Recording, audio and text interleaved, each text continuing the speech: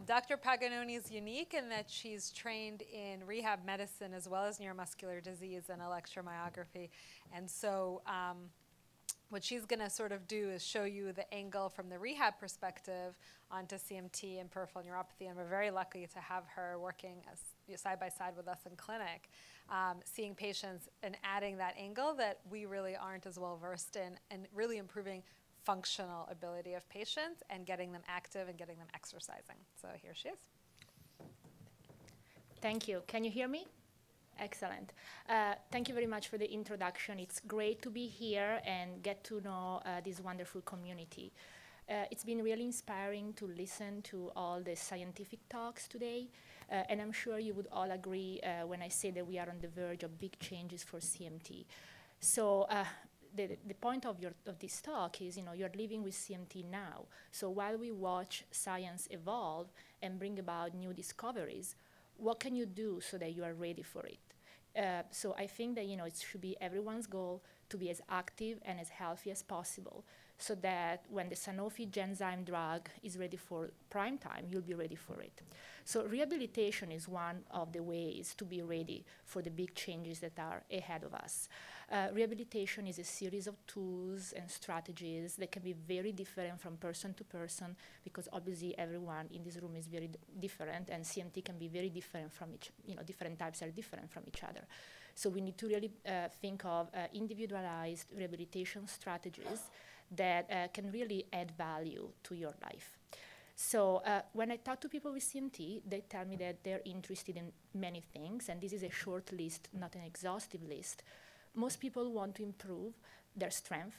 Everyone wants to improve their mobility, and ultimately everyone wants to be independent and have a great quality of life, just like everyone. So pretty much everyone wants to be up and about and be able to get out, be mobile, and enjoy activities with friends and families. And rehabilitation can be that missing piece. We know that you don't need to have perfect strength in order to have great mobility. And definitely you don't need to have perfect strength to be independent and have a great quality of life. So what are the missing pieces that we need, that each one of you needs to achieve your goals? So we can think of different strategies. I'm just listing a few here.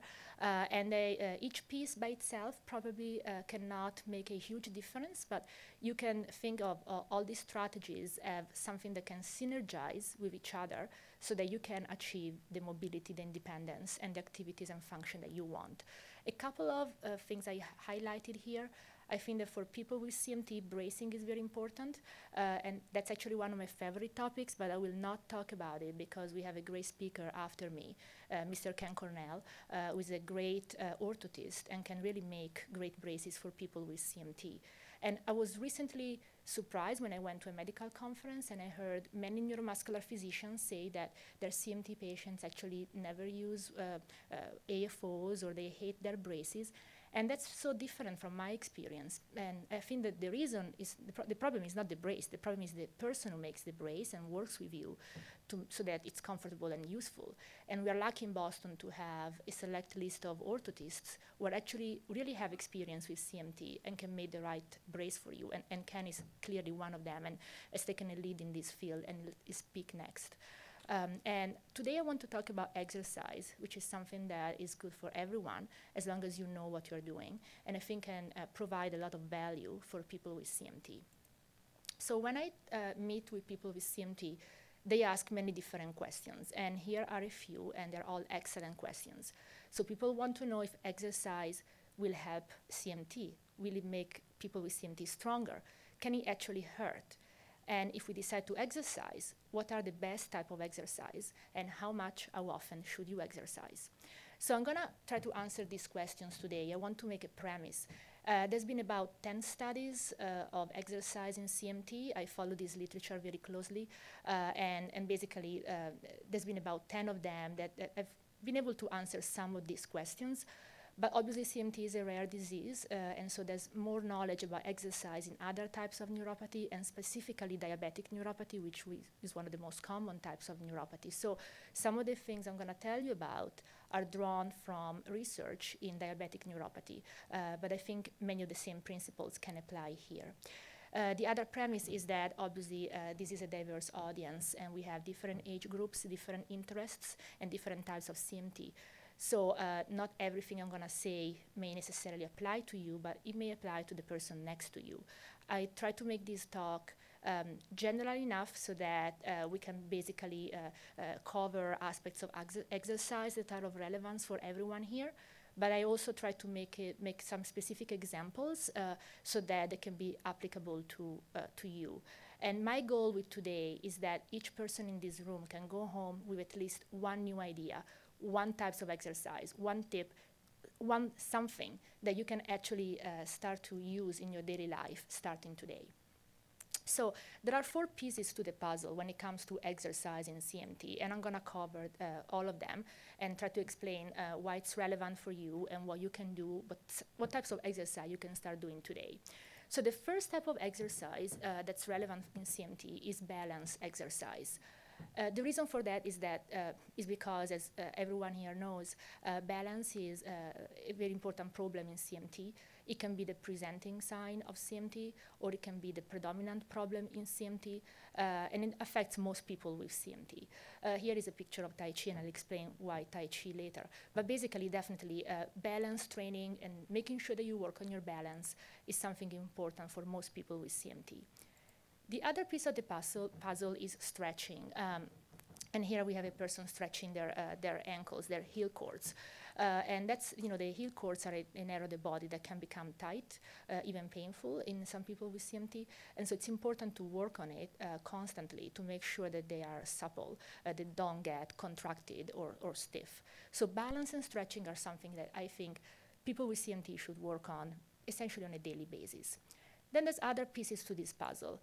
One may want to work on some strengthening, and here is a person doing a wall slide, trying to strengthen the core in the hip girdle muscles.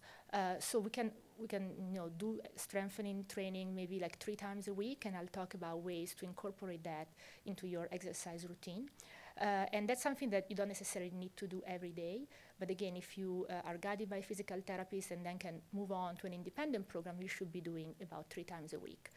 Same goes for endurance or aerobic training, where you basically try to get sort of a training effect on your cardiovascular system. I would say that endurance or aerobic training is one of the most important types of exercise for everyone, not just for people with CMT, and it should be done 3 to 4 times a week. So I'll talk about each one of these exercises. I'll give you some examples, and then at the end, I'm going to try to put it together so that you can think of a plan that you can start implementing today. So when it comes to balance training, obviously you want, people with CMT may have problems with balance because of weakness or numbness and sensory changes. So when you exercise, you want to choose a spot ahead of you and focus on it. That will help your balance. And then you can do exercises with the aid of a chair or leaning to the wall. If you're a little bit stronger, you can even do it without leaning or holding on to anything, or you can even use wobbly surfaces, as you can see here. I would like to give a shout out to the CMTA. I think their website has excellent recommendations for exercise. So I would recommend that you check the website, and if you go under, I think it's resources, exercise, and there's 4 videos. Each video is 5 minutes long. So if you have 5 minutes in a day, you can watch one of those videos. There's a wonderful physical therapist from the UK who actually has CMT herself. So she can act as your personal trainer through the videos, and it's really wonderful material. The material at the bottom is actually material from the government. The NIH has issued some guidelines. It's now known that balance training can help anyone above the age of 60. And so there's some examples here of a woman walking heel to toe as if she was on a tightrope, or somebody doing balance walk, basically lifting one leg high at a time. And that trains your balance. And again, this is recommended now for fall prevention in the elderly. Other options, these exercises you can do, and I would say you should do for about 2 or 3 minutes every day. And they tend to get a little bit boring, so it sort of depends on your personality. I tend to get bored when I exercise, so I like to join classes. Personally, 2 great ways, I think, of training your balance are to join yoga classes or Tai Chi classes. Actually, Tai Chi training has been shown to reduce, to improve balance and reduce falls in people with diabetic neuropathy. There's not been a study in CMT, but I think the same principles can apply here. And yoga, you can actually modify that and do it on a chair, so that, you know, if you don't have enough balance to do it standing, you can definitely do it on a chair. So, and there's many classes now. Most community centers or senior centers now run chair yoga or Tai Chi classes. So that's definitely something you can consider. So in terms of stretching, well, you know that people with CMT may develop high arch in their feet or hammer toes, and the Achilles tendon or the heel cords may become tight.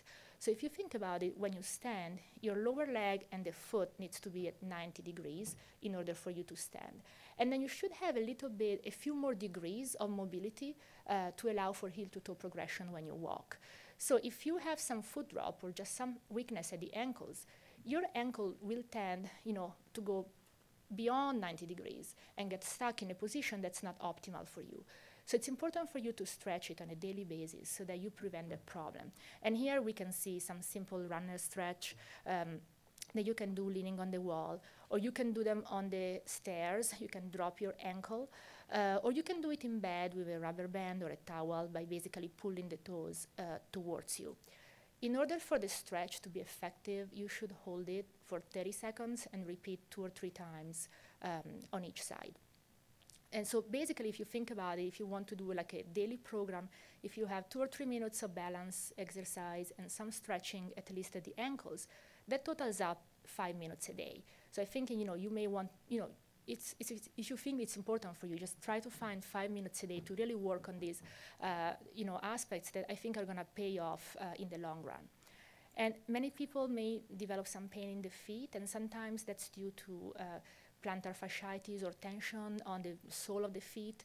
That's due to CMT because of some changes in the mechanical forces in the foot.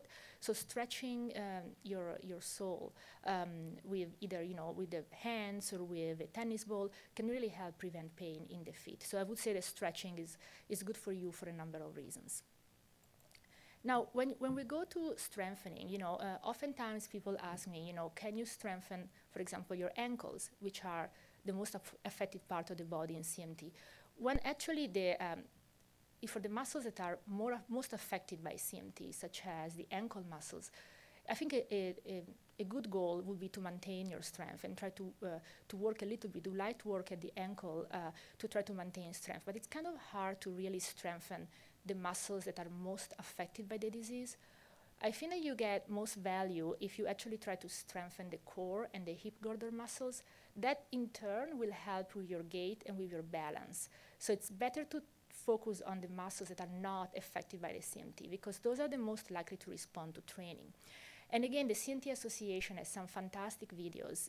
There's a couple of videos specifically on leg strengthening, and I would highly recommend them. They are only 5 minutes each, and they show different types of exercise. So you can do exercises on the floor, like here, or on the chair.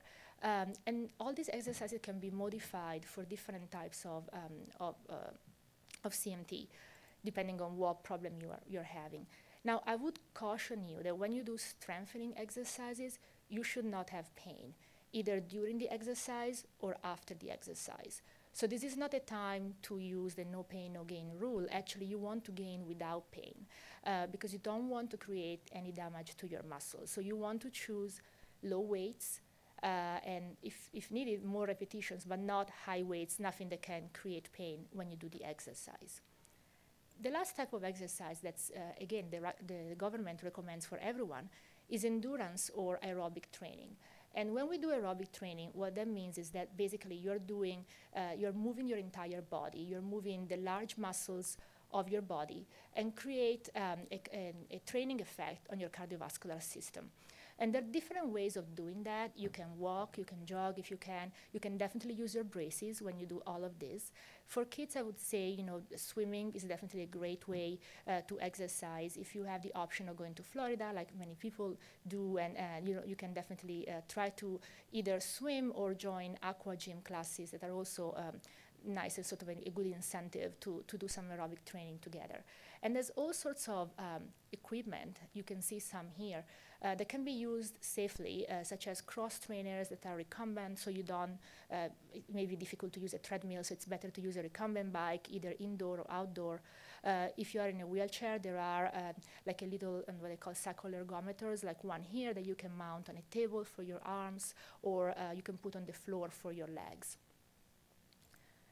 And this should be fun. So there's a lot of groups out there that help people get organized and do different types of sport together. So sometimes it's, you know, if you think of exercise, somebody will think, oh, I had to pay membership for a gym, and it's going to be a regimented activity. I don't have time. It's boring. So I think that you really want to go and look for the many opportunities for adaptive sports that are out there. And in Boston, we're very lucky. Through the Spalding Adaptive Sports Program, you can have access to them. There's other organizations, I list some here, some of the ones I know, Access Sport America, Cape Able. There's all sorts of activities from people who are in a power wheelchair and do power soccer. There's dance for people in wheelchair. There's lots of opportunities for adaptive skiing, actually, in New England. And then I just learned that the CMTA actually has a CMT Athletes program. It's a Facebook page. I'm one of the few people on earth who does not have Facebook, so I was not able to actually see what's there. But it seems like an interesting idea to connect to with other people who are athletes or are interested in sports and also have CMT. So what I would suggest that you start doing today is 5 minutes a day of balance and stretching. And you can pick one exercise for balance. You can pick one on the CMTA Association website. There's a great video that shows like 3 or 4 of them.